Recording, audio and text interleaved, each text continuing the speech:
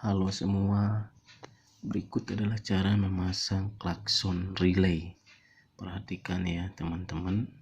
Di sini ada terdapat gambar relay. Nah, di sini ada angka, ada 87, 86, 30 dan 85. Nah, ini adalah kabel-kabelnya ya.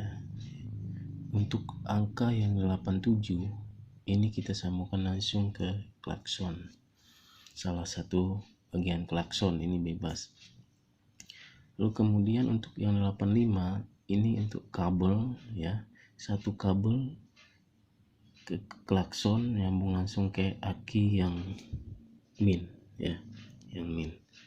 Lalu kemudian yang nomor 30 ini wajib ke nyambung langsung ke aki plus kabelnya ya, nyambung langsung.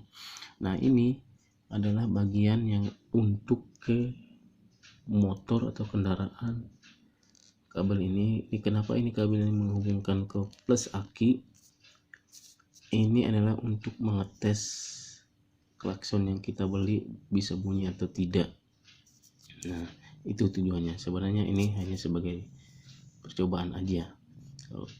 Fungsinya ini adalah untuk ke kendaraan atau motor ya. Yang berikut adalah gambar sketsanya. Kemudian ini adalah asli dari relaynya ya, seperti ini.